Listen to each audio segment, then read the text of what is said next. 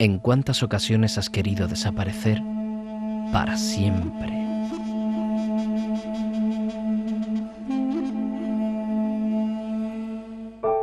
Pero por suerte, mañana volverá a amanecer y el nuevo día puede traer consigo un mejor enfoque de tu situación. Piensa en positivo. El momento es ahora.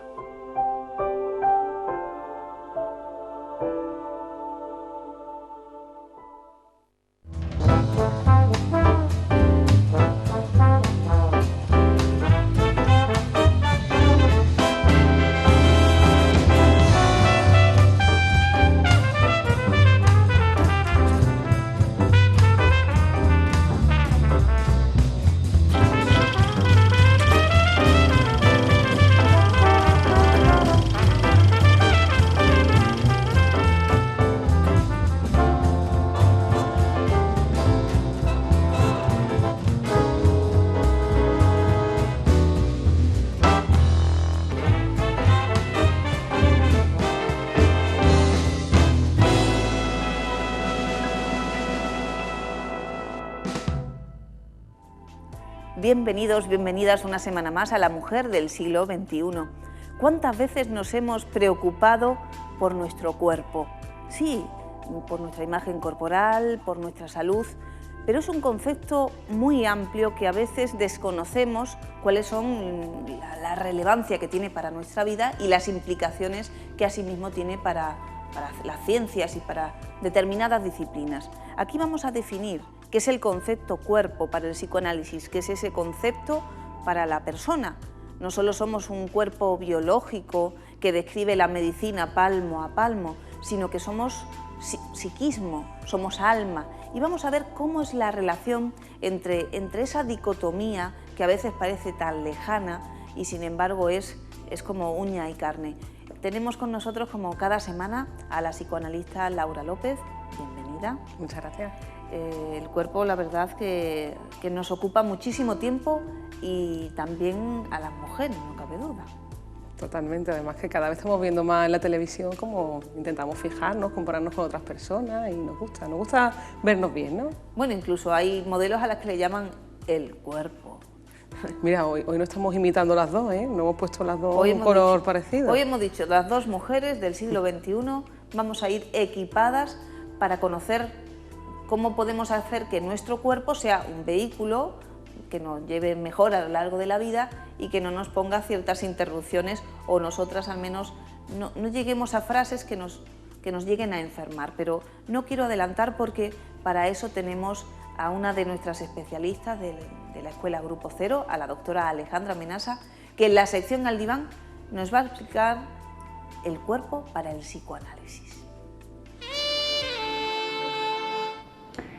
El cuerpo en psicoanálisis tiene dos características. Una, que se constituye desde la imagen del otro. Es decir, nuestro propio cuerpo, la idea que tenemos de nuestro propio cuerpo nos viene de la imagen del otro, del cuerpo del otro. Y el primer otro para nosotros es la madre, ¿no? O sea, nuestro cuerpo se constituye inicialmente en relación al cuerpo de la madre. Nuestra imagen corporal, nuestra percepción de nosotros mismos viene desde el otro pequeño, desde el otro semejante. Que el cuerpo sea pulsional quiere decir que no somos solamente carne, sino que gozamos, tenemos capacidad de gozar. Todo nuestro cuerpo es cuerpo erógeno, todas las partes de nuestro cuerpo son capaces de gozar y eso quiere decir que nuestro cuerpo es pulsional. Y el goce mayor del humano es el lenguaje, ¿no? Es decir, no gozo tanto de la caricia, sino de la palabra que acompaña a la caricia. El cuerpo a veces además es el escenario de nuestros procesos psíquicos. Por ejemplo, en la histeria, una frase se hace carne en el cuerpo. Muchas veces esas personas que no pueden tragar, que se les hace un nudo en la garganta en determinadas situaciones, si no pueden tragar, es porque no pueden tragar la frase o la situación que se ha producido. Eso no puedo tragármelo, ¿no? Por ejemplo, un despido, una discusión con el jefe, una frase que no les ha gustado del marido, eso no puedo tragármelo. Y esa frase, eso no puedo tragármelo, ellas la transforman en una inervación somática, en una dificultad de tragar real. Otras patologías que afectan al cuerpo son, por ejemplo, la depresión. Una manera de salir de la depresión a veces es la enfermedad orgánica. y hay ciertas enfermedades que se preceden de una situación de depresión, como pueden ser el cáncer o el SIDA. Es decir, que muchas veces nuestro cuerpo es el escenario de nuestros conflictos psíquicos y trabajando esos conflictos psíquicos se cura también el cuerpo. La mujer tiene una relación muy peculiar con su cuerpo. Nos podemos remontar a las antiguas civilizaciones, incluso ahora en algunos países modernos, donde el médico tiene que explorar a la mujer a través de... Ella le enseña la mano, ¿no?, a través de un orificio, a través de un agujero en una tela, y él tiene que adivinar, el médico tiene que adivinar las enfermedades que ella padece a través de la mano, porque no puede tocar el cuerpo. El cuerpo femenino es algo tabú, algo que está reservado al marido, algo que está prohibido. Pero esa no es la relación solamente en culturas antiguas o en ciertas civilizaciones, sino que también para la mujer su propio cuerpo es algo tabú para ella a veces, su propia feminidad, su propio sexo femenino. Ella a veces se compara con el varón de pequeñita, la niña, y siente que algo le falta, que ella que hay algo que no tiene, ¿no?, ese miembro viril masculino. Y luego ese menosprecio por su cuerpo, ¿no?, ese sentir que algo le falta, lo va a arrastrar toda su vida, ¿no?, esa relación con el cuerpo. Por eso la mujer tiene que aprender a tener algo de aprecio por su cuerpo, porque ella lo menosprecia, no lo cuida, no se hace las revisiones ginecológicas, no va al médico cuando lo necesita, no se hace los cuidados de belleza necesarios muchas veces. ¿Por qué? Pues porque ¿para qué? ¿Para qué voy a cuidar el cuerpo de una mujer, no? No merece ser cuidado. Pues tenemos que acabar con esos prejuicios, ¿no? Tenemos que trabajar en eso. El cuerpo es una construcción histórica, es una construcción de la escritura también y de la ciencia. Es muy interesante si buscamos nosotros en la medicina, por ejemplo, para la construcción del cuerpo, cuando se describió lo que se llama la circulación menor, que es la circulación pulmonar, que era una circulación desconocida, que es donde la sangre se oxigena en el pulmón para luego ir al resto de los órganos oxigenada. Eso se llamó el círculo menor y Harvey, que fue el médico que lo descubrió, fue quemado en la hoguera por ese descubrimiento. Es decir, construir el cuerpo humano que hoy conocemos ha costado muchas vidas humanas también. Tenemos que saber que ciertas patologías tienen que ver con una percepción alterada de nuestro cuerpo, ¿no? Por ejemplo, la anorexia, la paciente anoréxica se ve gorda, a pesar de su extrema delgadez, ella sigue percibiendo un cuerpo obeso. Y al viceversa, ¿no? Las personas con obesidad extrema, que tienen pesos que nos llevan a diagnosticarlos de obesidad mórbida en medicina, se ven flacos. Tenemos el cuerpo de nuestras relaciones sociales, tenemos el cuerpo de nuestras lecturas, ¿no? Tenemos ese cuerpo es el cuerpo que piensa el psicoanálisis, es un cuerpo mucho más extenso que el cuerpo biológico, digamos, ¿no? Que la reducción a un cuerpo biológico, que es el que la medicina estudia, mide, corta, procesa, ¿no? Y examina. Además, somos sujetos deseantes, ¿no? Y eso hace que nuestro cuerpo sea muy diferente a un cuerpo biológico, a un cuerpo animal. El psicoanálisis nos permite relacionarnos de otra manera con nuestro cuerpo, aceptar nuestra feminidad. Muchas de las obesidades, por ejemplo, son para esconder las formas femeninas, ¿no? Para no atraer la mirada, son para no mostrar nuestra feminidad, ¿no? Para escondernos detrás de esa capa de grasa. Entonces el psicoanálisis nos permite poder aceptar nuestra feminidad, ¿no? La mujer es lo radicalmente diferente, es la diferencia, la aceptación de las diferencias. No hay sexualidad sin feminidad, tanto masculina como femenina. Entonces el rechazo de la feminidad es una problemática muy severa tanto en el hombre como en la mujer. Y el psicoanálisis nos ayuda a poder aceptar nuestra feminidad. La de cosas que aprendemos con nuestros especialistas, y ni que decir con la doctora Alejandra Menasa, que también nos va explicando los distintos elementos que al fin y al cabo nos van a permitir, según estamos escuchando, entender la relación que el ser humano tiene con el cuerpo y cómo lo vamos concibiendo a través de esa evolución histórica también de la ciencia. Es decir, las cosas no siempre han sido como hoy en día las pensamos, solo hay que acudir a esos libros, en este caso de la historia de la medicina y de la historia de la humanidad, donde antropológicamente se ve como en otras civilizaciones y en otros tiempos se pensaba pues, de una forma muy distinta, e incluso hemos visto pues, para acudir al médico, la mujer misma se tenía que evaluar su salud no tanto por la importante entrevista clínica y la auscultación del paciente, sino casi en la distancia con la gravedad que ello podía tener para la salud de la mujer. Ha trazado importantes caminos que vamos a seguir a lo largo del programa.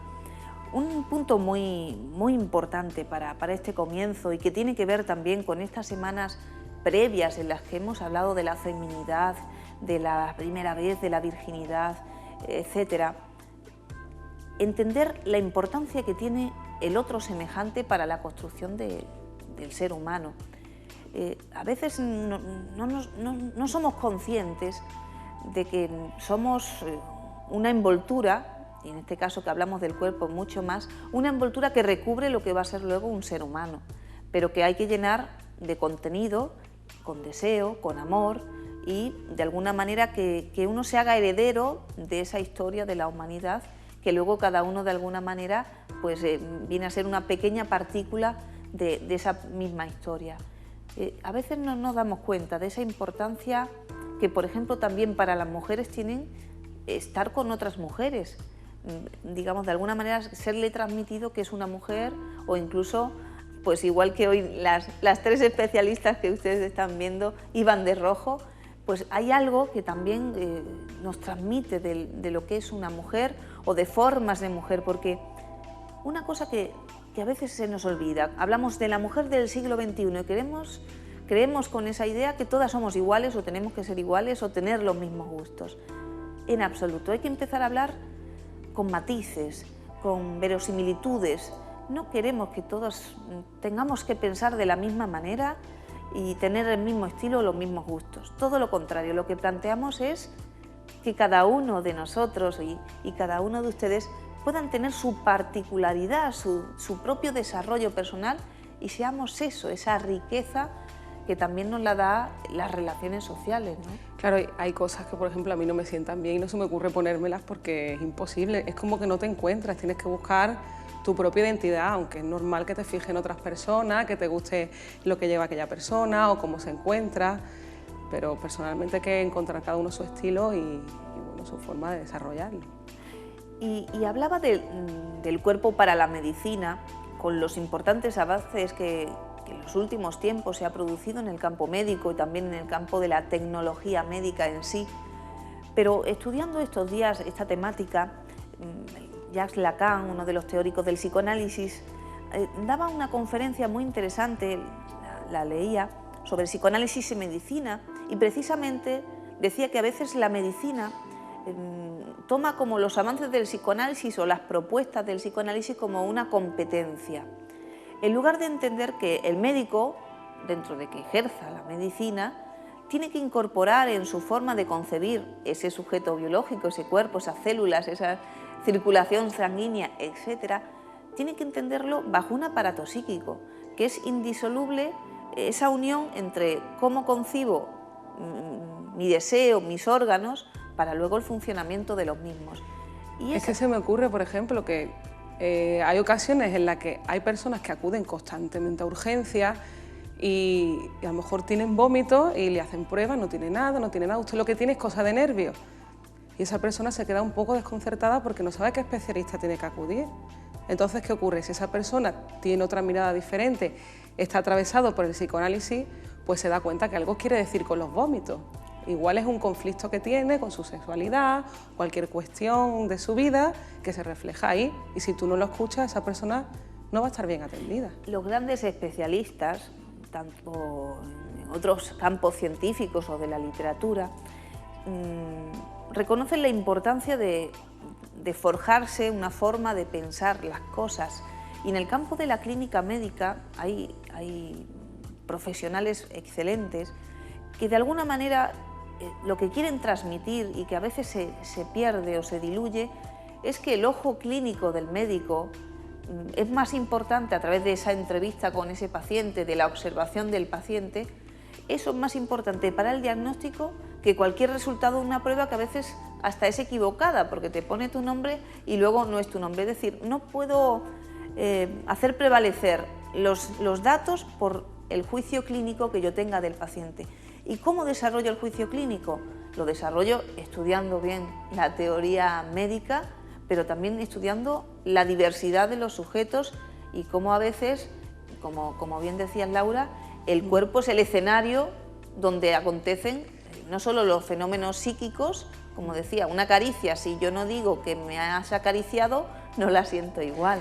Claro, pero a veces el ojo clínico hay que distinguirlo, porque tú puedes tener dos sujetos iguales, me refiero a sintomatología, ¿no? Que a lo mejor tengan ciertas erupciones en la piel, y a lo mejor uno, si tú no escuchas el discurso, lo que está diciendo, tú no sabes realmente lo que le pasa, se traduce de otra manera. Entonces, ojo clínico en cuanto a escuchar lo que te está diciendo el paciente, porque a veces por la masificación que hay en la medicina, no te miran ni a la cara, te recetan cualquier cosa sin saber realmente cuál es la esencia de esa enfermedad. Claro, y tenemos que partir de ese cuerpo pulsional del que hablaba antes Alejandra, en el cual se va conformando en esos primeros años de nuestra vida, vamos conquistando cada una de las partes de nuestro cuerpo, porque es un cuerpo erógeno, es un cuerpo sensible, que sobre todo es sensible a las palabras, a los gestos, a los deseos de otras personas. Pero y es en esos deseos donde nos vamos construyendo. Claro, pero eso también lo vemos, por ejemplo, en relación a la sexualidad genital. No todo el mundo en las mismas circunstancias, si le tocan la oreja, va a decir que tiene una zona erógena. Ten cuidado a ver si se ponen a investigar y se ponen a ver cuáles son tus zonas sensibles. En principio, todas las zonas del cuerpo son sensibles, pero como tú bien dices, para hay algunas zonas particulares personas, de cada uno. Para algunas personas está en un lugar, para otro, incluso para uno mismo en diferentes etapas de tu vida. Según las palabras que tú puedas pronunciar y tolerar, vas a tener diferentes zonas erógenas o no. Y no quiero adelantarme, pero ya Alejandra también lo proponía antes, muchos trastornos que acontecen en las consultas y que, por ejemplo, tienen que ver específicamente, tomando tus palabras, con la sexualidad, la frigidez o la dispareunia o muchas dificultades para alcanzar el goce en la mujer, tienen que ver también con un desprecio hacia su propio cuerpo o incluso, como habíamos visto en estos días, con la propia educación, donde se nos había impedido pues, la exploración de nuestro cuerpo, la exploración de nuestra sexualidad o poder hablar de ella. Entonces, cuando no podemos, imagínense en otros tiempos, cuando la mujer tenía la regla, pues se le decía que no se podía lavar la cabeza, que no podía tener relaciones sexuales, que mucha gente hoy en día sigue evitando las relaciones sexuales cuando la mujer está con la menstruación. Muchas teorías equivocadas que al fin y al cabo responden a ese prejuicio, a ese menosprecio que hay por lo femenino, en lugar, como estamos viendo, de ese aprecio por un sujeto particularmente diferente y que permite pensar también la masculinidad. Hoy es una noche especial porque el tema lo merece, porque sí, somos sujetos de palabras, pero nos gusta conducir un buen vehículo y sentirnos bien con nosotras mismas. Y para conseguirlo tenemos que incorporar algunos de los elementos de los que vamos a hablar hoy. Pero hemos preparado una entrevista y un vídeo muy especial, porque las mujeres, tenemos el don también de tener algo místico, una belleza muy especial que no solo atrae a los hombres, sino que para la mirada un bonito baile es muy seductor, y si encima va acompañado de una persona que transmite esa seducción, pues ya caemos presa en un placer estético inigualable. Tenemos a una excelente bailarina árabe, a Tamara, que nos va a deleitar con su trabajo. Bueno, pues me he venido aquí directamente al lugar donde las pasiones más arábigas se desatan. Estamos con Tamara, esta fantástica bailarina árabe, que no solo es bailarina, es muchas cosas más, es una mujer del siglo XXI, y quiero saber si también tiene en cuenta el psicoanálisis para que el cuerpo no sea solo movimientos y sensualidad. Efectivamente, el psicoanálisis es muy importante y es una parte más del trabajo que tiene que hacer un bailarín, dado que en nuestra cultura es difícil, así a priori, estar a gusto con el cuerpo o enseñarlo, o no convertirlo todo en una exposición de carne, por decirlo de alguna forma, ¿no? Es necesario hacer un trabajo para poder aceptar que lo que estás haciendo es un arte, es belleza, y para poder tolerar toda esa felicidad que te puede llegar a producir. Realmente, cuando desarrollamos un trabajo, una tarea o un arte, es porque nos gusta. Entonces, ser consciente de ello a veces es como muy violento, pero cuando aprendes a pasar a través de tus propias barreras, lo único que fluye es el arte, ¿no? Entonces es francamente agradable. Y para un cuerpo como el tuyo, una mujer como tú, ¿qué es el arte? ¿Qué incluyes en tu formación artística? Muchas cosas. Principalmente el deseo de producir algo bonito y, en segundo lugar, y muy acompañado, un trabajo diario.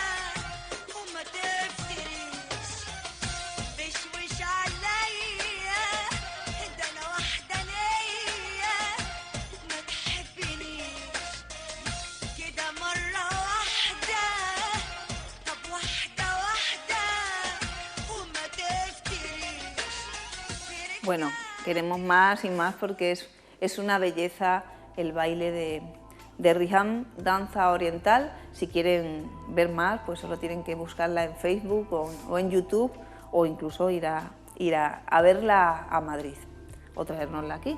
Si nos queréis, nos la traemos aquí todas las semanas. Bueno, lo cierto es que es interesante ver, ¿no?, cómo de alguna manera se sirve de su cuerpo, de su belleza y del trabajo que ha implementado sobre el mismo para ser un vehículo de comunicación. Cuando a veces las mujeres tenemos tantos problemas con nuestro cuerpo, o para mostrar nuestro cuerpo, o para mostrar nuestras curvas, hay un rechazo. O para mostrarnos nosotras también lo que queremos decir, es verdad. Que a veces estamos más sujetos a la inhibición, a los miedos, decimos, ay, es que no lo hago perfecto o no lo estoy haciendo bien, y no te dejas llevar, y ella lo decía muy bien en el vídeo, que hay que dejarse llevar, hay que transportarse por el cuerpo, que el cuerpo sea solamente tu vehículo para dejarte atravesar por la creación. Pero hay muchas detenciones también, muchas ideas morales al respecto. También se habla del cuerpo del pecado, y siempre se refiere al cuerpo de una mujer, no al del hombre. Y muchas veces también yo creo que es el ideal que tenemos, o de la belleza, o de lo que debe ser, lo que no debe ser, de ahí viene la moral, los prejuicios, porque si tú tienes en tu mente lo que crees que debe llegar a ser y no llega, o no va contigo, pues al final terminas no haciéndolo, claro. Incluso es interesante eso que hablas de esos modelos estéticos que lógicamente, y en la pintura se puede ver muy bien, a lo largo de las distintas épocas, cómo se concebía la belleza femenina. Tenemos a las mujeres de Rubens, voluptuosas, frente a otras que hoy en día, por ejemplo, pues la belleza justo está puesta en esas mujeres esqueléticas casi, que nos transmiten una idea de mujer incluso poco saludable. Pero fíjate, y en esa polémica, también muy relacionada con el mundo de la imagen y de las modelos, donde se llega a pensar que esa imagen exterior, ese estereotipo de mujer más generalizado, influye en que exista más trastornos del cuerpo, de la alimentación, o que uno incluso llega a deprimirse si no cumple ese ideal. Pero no tiene que ver tanto con esa realidad como con la realidad de uno mismo, con ese ideal que yo tengo de mujer y que nunca puedo alcanzar. Claro, yo creo que lejos de tú tener un modelo en esa época, el problema es de la mujer que no tiene libertad. Si la mujer tuviera libertad, habría muchísimos modelos de mujeres. Pero si dices la palabra libertad, suena a despiporre, si me permiten la expresión, o suena a lujuria, o suena a que no vamos a estar sujetas a nada. ¿Por qué se piensa así? Yo me refiero a la libertad de tú poder mover este brazo, y si tú lo mueves es porque tú quieres hacerlo, no porque te imponga aquella persona que tú lo tienes que mover de determinada manera. Si todos tuviéramos esa libertad para poder hablar, para poder explicarnos... Hay protocolos que dicen una señorita no se puede sentar así, una señorita no puede hacer tal gesto, decir tal palabra, qué barbaridad, o incluso cómo va a estar con esa ropa y no con esa otra. Un montón de contaminación que de alguna manera nos impiden, como tú dices, ese dejarse llevar, donde, por ejemplo, en las clases de baile, los primeros pasos, más que una cuestión de técnica, tiene que ver muchísimo con conocer las dimensiones de tu cuerpo, los movimientos, en empezar a conocerlo de otra forma, porque vas a hacer gestos totalmente nuevos para ti y que, si te deja llevar por la música y por las enseñanzas de los profesores, o en este caso, por ejemplo, nuestra profesora de baile flamenco, Virginia Valdominos, uno va sintiendo que su cuerpo es diferente, que está más erguida, que no se esconde menos. Veíamos esos trastornos como la obesidad, donde la mujer se esconde del deseo sexual. Claro, y eso que has comentado, que hay que hacer todo lo que uno le plazca, ¿no? Que hacer libre de moral, pero claro, también es importante establecer los límites, pero los límites, ¿a qué nos referimos con los límites? Los límites que dentro de una variedad o dentro de un lugar tú te puedas expresar de una manera libre de moral, que sea dentro de una ética, claro. Estamos hablando del cuerpo, de la belleza, de las mujeres, y los consejillos siempre nos vienen bien a este respecto. Dentro de nuestro taller de estilo, donde queremos sacarnos un mayor provecho a cada una de nosotras en nuestra propia individualidad, hoy tenemos a Katy Navarro, una estilista y maquilladora de confianza, que nos va a mostrar los primeros pasos en el maquillaje. Antes de empezar a dar consejos, antes de coger un pincel y explicarte cómo se utiliza, antes de coger una borla, de coger cualquier accesorio para el maquillaje, lo primero que tienes que tener en cuenta es que para qué te quieres maquillar, qué quieres conseguir con ese maquillaje. Una vez que tenemos claro qué es lo que queremos, para qué lo queremos, pasamos al siguiente paso, que es cómo nos lo hacemos. Para eso estoy yo, para contaros cómo te tienes que maquillar y darte unos cuantos consejillos, truquitos, para que consigas darte ese resultado que te apetece muchísimo. La primera parte, tenemos que tener en cuenta que nuestra piel tiene que estar en las mejores condiciones posibles. ¿Eso qué significa? Bueno, la piel hidratada, la piel nutrida, la piel nada de escamaciones, lo más uniforme posible, que no tengamos mancha, que nuestra piel esté, pues eso, que es como el maquillaje es como un lienzo, pintar en un lienzo. Cuando mejor lo tengamos, cuando más limpio sea y cuando en mejores condiciones, mejor nos va a salir el cuadro. Alguien que te aconseje cuál es tu crema hidratante más adecuada, cuál es tu leche limpiadora, si es leche limpiadora, si es jabón, si es tónico, qué es lo que tú realmente necesitas, si te necesitas algún serum para la noche. Yo siempre aconsejo que no podemos saturar la piel de producto, pero sí que es necesario una base mínima, un hidratante de día, una nutritiva de noche o un tratamiento nocturno de mancha, que todo lo que sea tratamiento lo enfoquemos a lo que es la noche, y lo que es protección e hidratación, eso nos lo hagamos durante el día. Necesitamos limpiarnos todos los días la cara con una leche limpiadora en caso que tengamos la piel seca, con un jabón, por ejemplo, un pan de tocador para una piel grasa que necesitas un poquito de un producto más astringente. Eso se consigue con un gel facial o con un jabón. Cuando ya tenemos nuestra piel completamente limpia, podemos empezar a hidratar, podemos aplicarnos una ampolla si queremos un efecto flash por un momento, por una ocasión especial. Y cuando no hemos puesto esa ampolla, ahora ya empezamos a trabajar con el maquillaje. ¿Cómo nos tenemos que maquillar? Pues utilizamos el mejor producto más adecuado. Cuando ya conseguimos tener nuestra piel en perfectas condiciones, pasamos al siguiente paso, el maquillaje. ¿Qué maquillaje tenemos que aplicarnos? ¿Qué es lo que necesitamos? Pues todo esto depende del tipo de piel y de la prisa que tengas. El tipo de piel, si tienes una piel seca, yo aconsejo siempre un maquillaje más bien fluido. ¿Por qué? Bueno, pues porque la textura es más hidratante y va a conseguir que tu piel esté más jugosa, cosa que no conseguiríamos con por ejemplo, un maquillaje compacto. El acabado es mate, es demasiado mate. Si nosotros tenemos una piel seca, el maquillaje compacto simplemente te va a resecar mucho más. ¿Qué pasa con un fluido? Que es totalmente lo contrario, te hidrata. Dentro de los fluidos tenemos que buscar el que vaya mejor con nuestro tipo de piel. Existen los fluidos para pieles mixtas, para pieles secas, incluso para pieles envejecidas, y hasta el fluido que dentro del mismo producto tiene un efecto flash.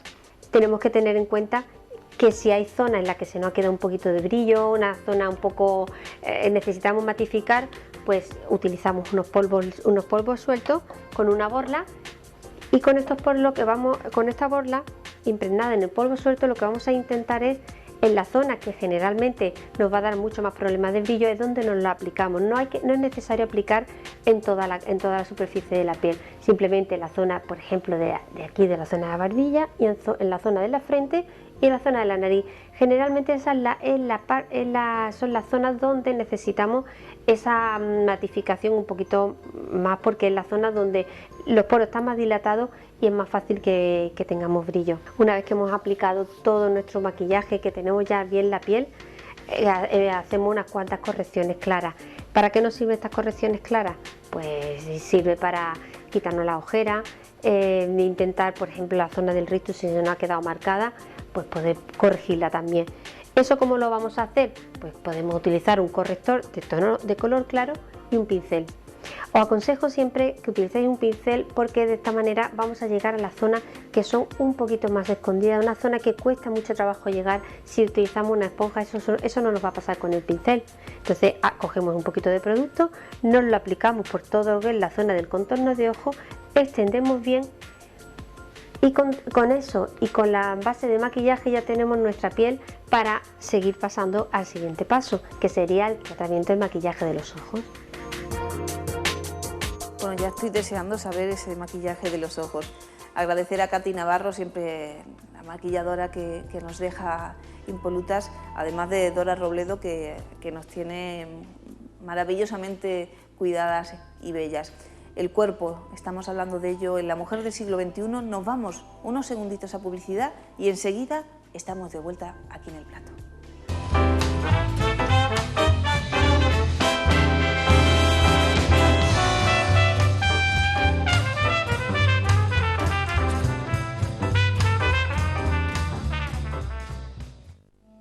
¿En cuántas ocasiones has querido desaparecer para siempre?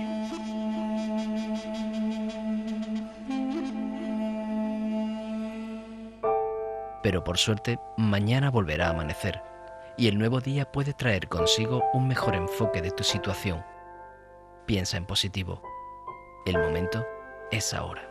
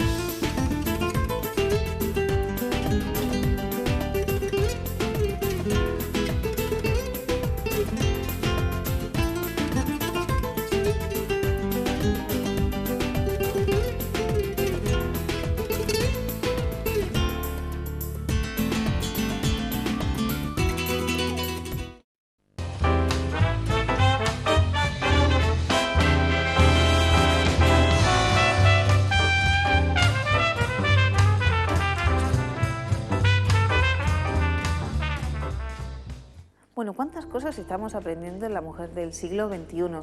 Estamos de vuelta y estamos hablando del cuerpo. Si es un programa sobre la mujer, pues lógicamente hablamos también del cuerpo femenino. ¿Y cuántas veces se define el cuerpo? Pues por las características más sensuales o erógenas de la mujer, los pechos, la vagina, como si se simplificara lo que es una mujer. Una mujer es mucho más que esa imagen que tenemos de ella, incluso en la utilización que hacemos de nuestro cuerpo. Ha habido o existen profesiones en las cuales la mujer vive de su cuerpo, y no pensemos solo en la prostitución. Por ejemplo, cuando uno vive de su propia imagen, la atención y la representación que tiene de su cuerpo es muy diferente a cuando uno a lo mejor pues no tiene un empleo, o tu empleo no te exige un cuidado especial de tu aspecto físico. Cosas que a veces nos llevan o a sobrevalorar esa imagen que tenemos y pensar que es a través de nuestra belleza con la que vamos a conseguir nuestros logros en la vida, o bien hacer que el cuerpo sea casi un subterfugio, algo escondido, algo que no queremos mostrar y que de alguna manera a veces nos lleva a descuidarlos. Hay personas que no van al médico por miedo a que les diagnostiquen alguna patología. Claro, pero eso hay que pensar que igual esta persona está pasando por un proceso depresivo, porque tiende a descuidarse y a través de esa manera tan mala, ¿no?, de vivir, pues está expresando algo que no puede expresar con palabras. Digamos que a través del cuerpo es como a veces ponemos en palabras aquello que no podemos hablar. Si estamos aprendiendo cosas, una de ellas es que el lenguaje es fundamental para vivir como humanos, porque uno puede pasar por esta vida y no enterarse ni de que está vivo. Nosotros nos diferenciamos como especie por ese mismo hecho de que tenemos que adquirir el lenguaje, y eso a su vez tiene sus propios trastornos, porque ya no solo es que yo me pegue un golpe y ese golpe me genere un dolor, sino que además en ese golpe vienen, ¿no?, quién me lo ha pegado, en qué circunstancias, o si yo misma necesitaba el golpe para calmar algún sentimiento de culpabilidad, por ejemplo. Elena, yo me he levantado con el pie izquierdo y hasta me duele y todo, fíjate. Sí, pues dicen que levantarse con el pie izquierdo es mala señal, pero eso es ese saber popular o esas supersticiones que también son interesantes y que podríamos abordarlo en otro programa, ¿no? Cómo a veces de las supersticiones o de ese pensamiento animista actuamos de una manera o de otra, o esperamos que pase algo pues simplemente por una concepción más bien esotérica de la realidad. El cuerpo a veces es esotérico también, o a veces eso que me pica el oído es que me voy a pelear contigo. Le damos sentidos que se alejan de la individualidad de cada uno, porque, como comentabas antes, Laura, tendría que ver qué significa para ti el oído, o por qué en este momento, o a lo mejor es que hay algo que te está resonando y que lo quieres traer a colación. No siempre las cosas se tienen que interpretar de la misma manera, y eso lo vemos cuando estudiamos los sueños, por ejemplo. Claro, igual también ocurre, por ejemplo, en las consultas de los médicos, que antes hacíamos mención.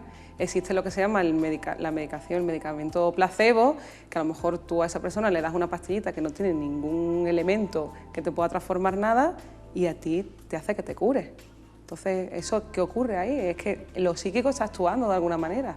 No queremos... Claro, no podemos tampoco quedar presas solo simplemente a ese efecto placebo, como si las personas fuéramos caprichosas. Recordemos cuando habíamos hablado la temporada pasada de la histeria, y decíamos que durante muchos años fueron muy maltratadas las pacientes histéricas, porque eran tratadas como simuladoras, como mentirosas, como actrices que simplemente querían llamar la atención. Y no, y ya lo hemos abordado, incluso Alejandra trazaba también 3 campos muy importantes que estudia el psicoanálisis y que tienen que ver con la salud, que es la histeria, los procesos histéricos y su reflejo en el propio cuerpo, las enfermedades psicosomáticas, que no son para nada simulaciones, son lesiones del propio organismo, pero con un origen psíquico, frases que no he podido decir o no he representado y que se traducen en una representación corporal, con la gravedad que esto implica. Claro, se me ocurre un ejemplo de eso, por ejemplo, cuando decimos cuánta carga tengo aquí en los hombros, ¿no? Y vemos a lo mejor en la vida de esa persona que lleva una vida bastante estresante, en el sentido que a lo mejor tiene conflictos familiares. Pero eso no es una enfermedad psicosomática, tenemos que tener cuidado de no confundir. ¿de acuerdo? Una cosa es que nuestro cuerpo refleje las tensiones y otra cosa es que haya una lesión. Las enfermedades psicosomáticas son una estructura clínica compleja que se estudia y que tiene tratamiento psíquico, que no se, exclusivamente el tratamiento médico las valora como enfermedades crónicas de origen desconocido, pero que el psicoanálisis puede complementar esos tratamientos con el origen psíquico y con el abordaje y la transformación. Leía el otro día un aforismo muy interesante de Miguel Óscar Menasa, que por cierto le mandamos saludos y le deseamos una pronta recuperación, que sabemos que va a volver con mucha fuerza a sus tareas habituales, que las está haciendo de otra forma. Pues en ese sentido que las vísceras, el propio cuerpo se enferma si no nos adaptamos, si no transformamos nuestra forma de pensar y nuestra forma de vivir a las transformaciones de nuestra vida, para que ustedes me entiendan. Si yo me caso, o si yo tengo un hijo, o si yo tengo un trabajo, o si yo he aprendido algo nuevo, no puedo seguir pensando como pensaba antes, o no puedo seguir haciendo las mismas cosas que hacía antes. A veces la enfermedad tiene que ver con esa intolerancia a incorporar cosas nuevas, y al igual que en tu propia economía se refleja tus nuevos compromisos, en tu economía libidinal, en tus comportamientos, también tiene que verse reflejado que algo te ha pasado, que algo has crecido.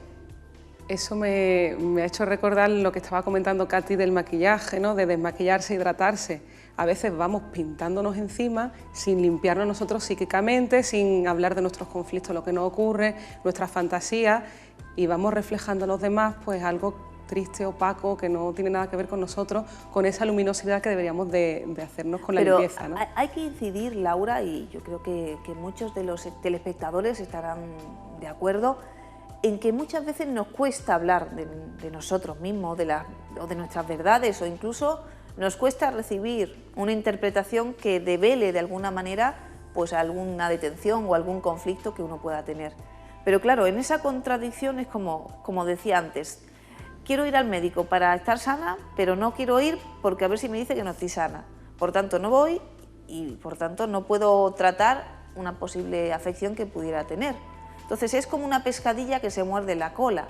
Si no hago el trabajo de producir mi psiquismo y de alguna manera desentramar pues, ciertas detenciones que a lo largo de mi vida no he podido terminar de elaborar y dar el paso siguiente y transformarme, si yo no hago ese trabajo y no acepto que no he nacido hecha, sino que soy un producto de mis relaciones sociales, si no aceptamos eso, estamos en esa pescadilla donde sí quiero sentirme bien, sí quiero estar feliz con mi pareja o en mi vida, pero no me ocupo de esas cosas, no quiero hablar de ellas. Y eso yo creo que también tiene algo que ver con el concepto de inmortalidad, ¿no? Que parece como que siempre vamos a ser inmortales, que no hacemos pautas en la vida como para seguir continuando y decir, mira, yo tengo un límite y tengo que aprovechar todo el cuerpo que tengo, el vehículo que tengo, los recursos que hay a mi alrededor, contratar servicios, hacer algo en la vida para producir más y ser mejor. Es muy interesante que saques en ese punto el tema de la mortalidad, porque en el hecho que seamos una especie sexuada,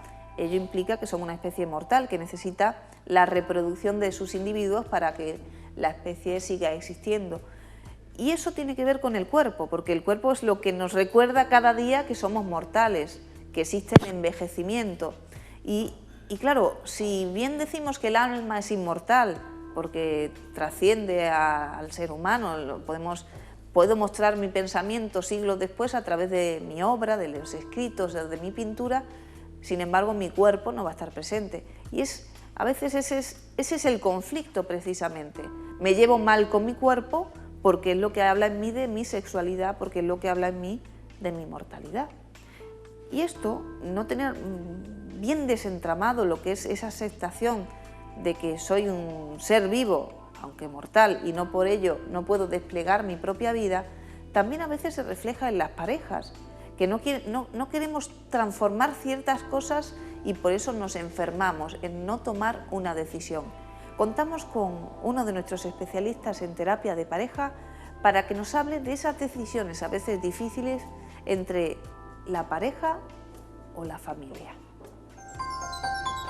Un caso habitual que nos encontramos en las consultas psicoanalíticas son parejas que a lo mejor llevan un año más o menos, pero se les plantea a lo mejor tener que separarse pues porque tienen que irse a otro país, a otra ciudad a trabajar. ¿Qué ocurre? Claro, que si una de las personas está, por ejemplo, un caso, ¿no?, último que me llevó, una mujer que vive con su madre, ya de una cierta edad, pero que la madre puede valerse por sí misma. Se enamora de otra mujer, tiene una relación durante un año, pero la novia se tiene que marchar a su país por cuestiones de trabajo. Y plantea si te vienes conmigo o te quedas aquí. Entonces, ahí aparece realmente un conflicto, porque es entre lo familiar y luego la pareja, que es el mundo.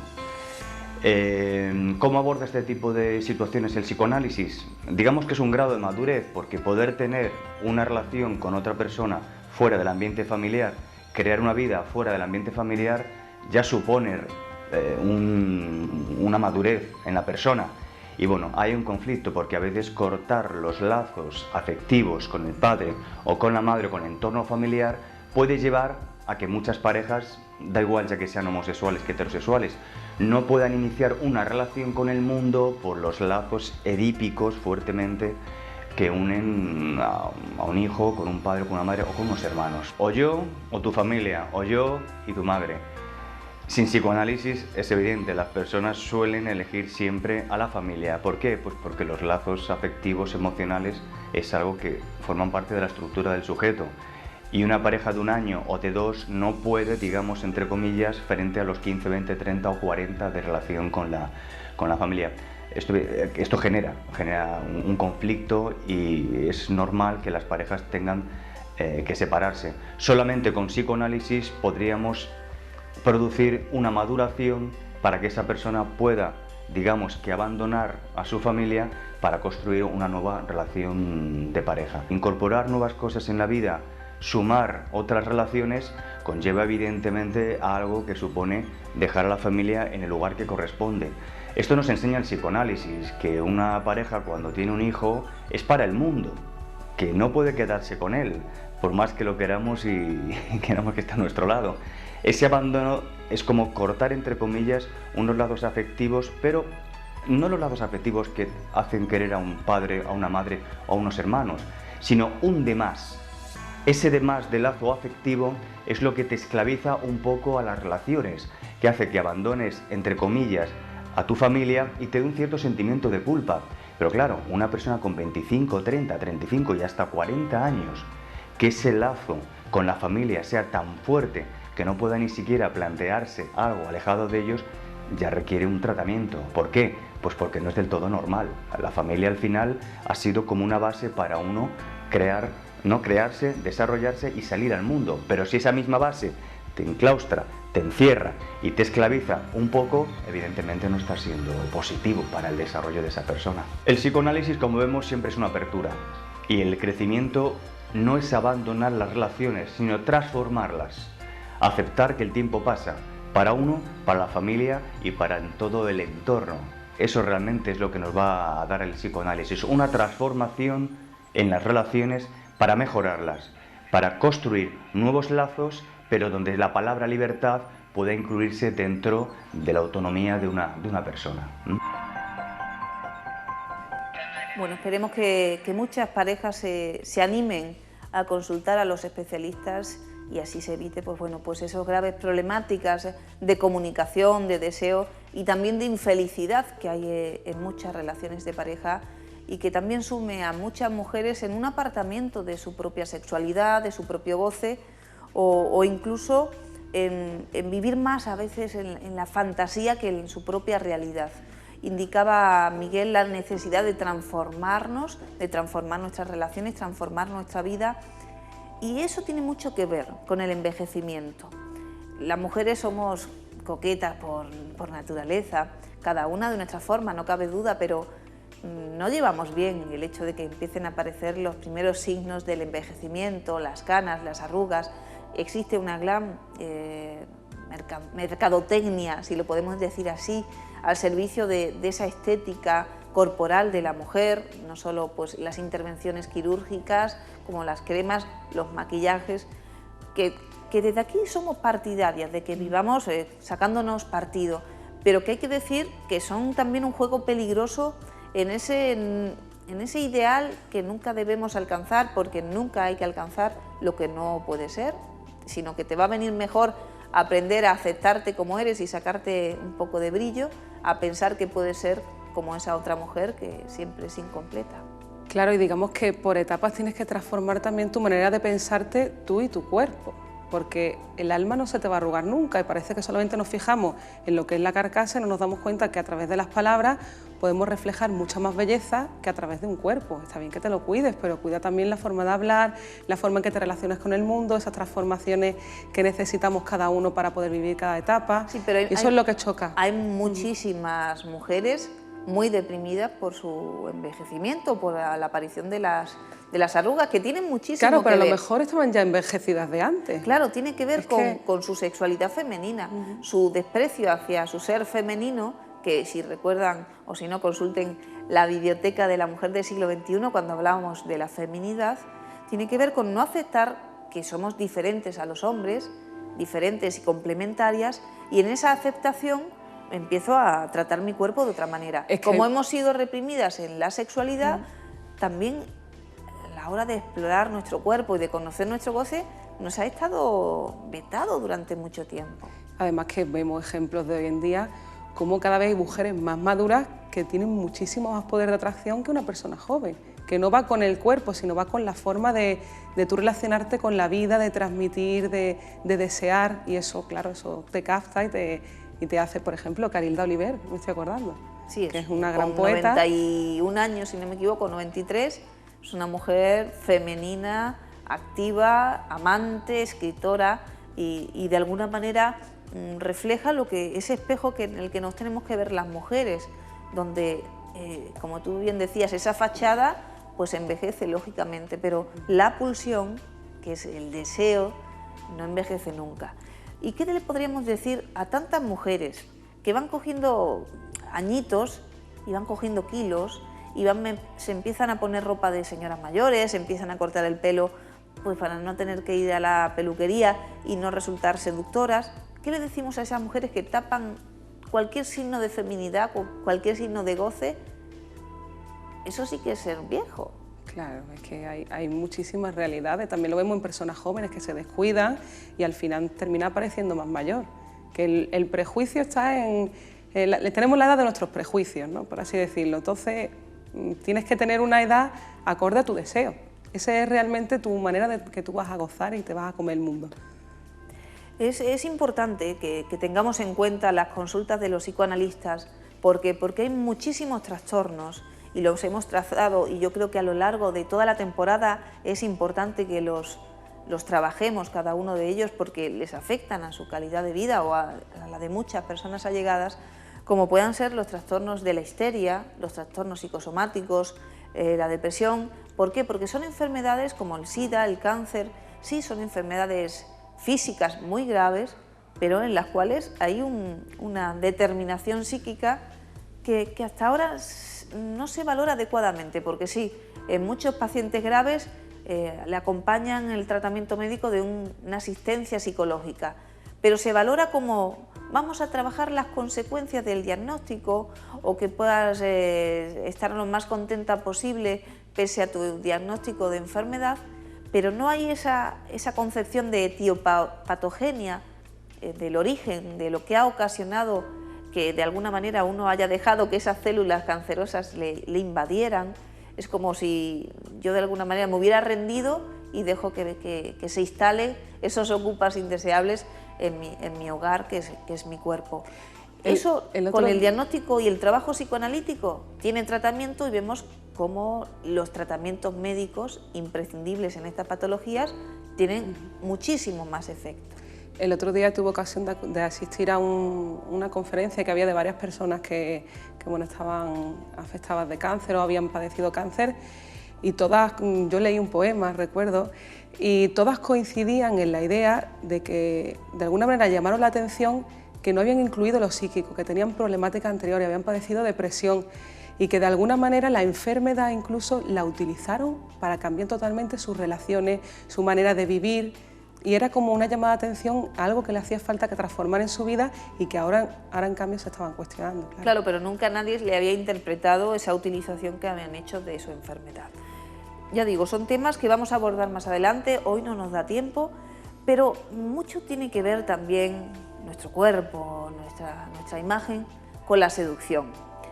Y ya saben que tenemos una sección en la cual pues de alguna manera queremos jugar a que seamos más seductoras, no solo en el aspecto sentimental, sino también en el aspecto laboral y sobre todo dejarnos llevar, dejarnos jugar y abrir nuestra mirada y también nuestra propia posición corporal, abrirla a los demás.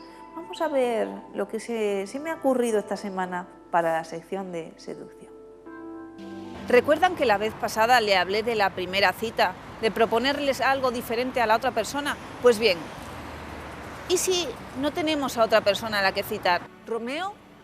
¿Estás ahí, mi Romeo?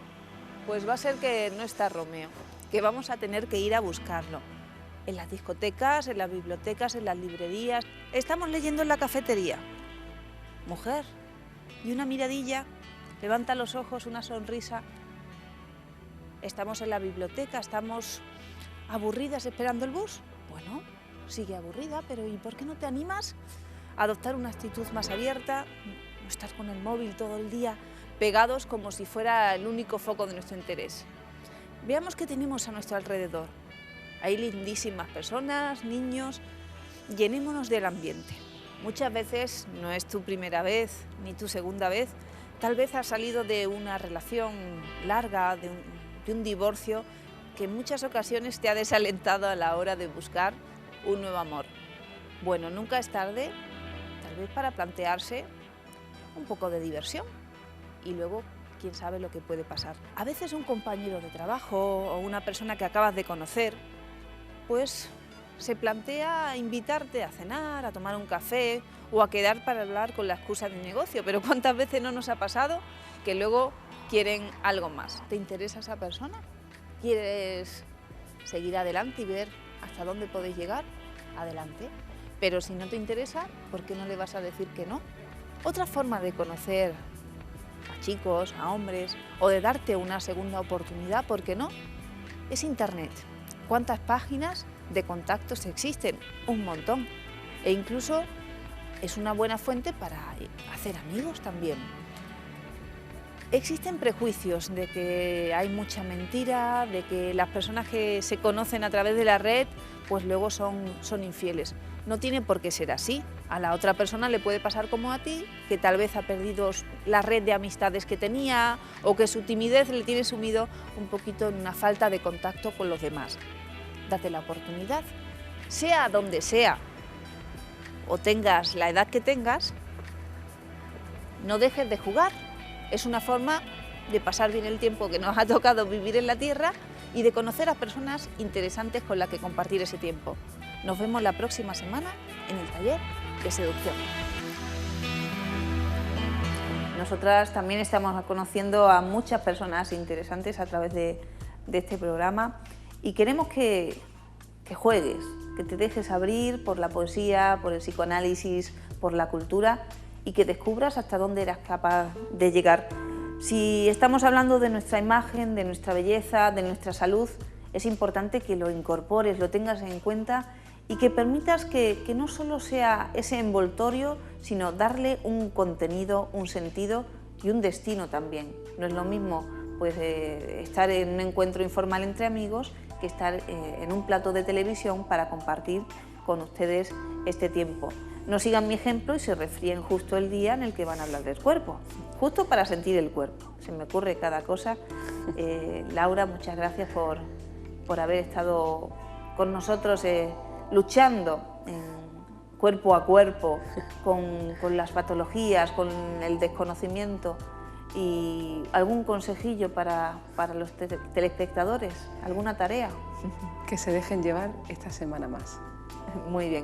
Nos volvemos a encontrar la próxima semana, La Mujer del Siglo XXI, y ya saben, disfruten la vida.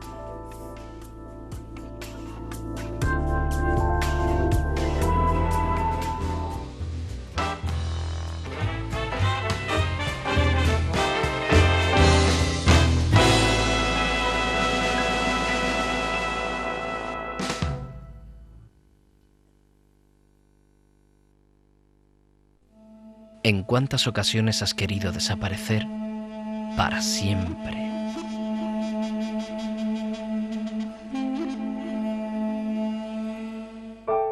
Pero por suerte, mañana volverá a amanecer y el nuevo día puede traer consigo un mejor enfoque de tu situación.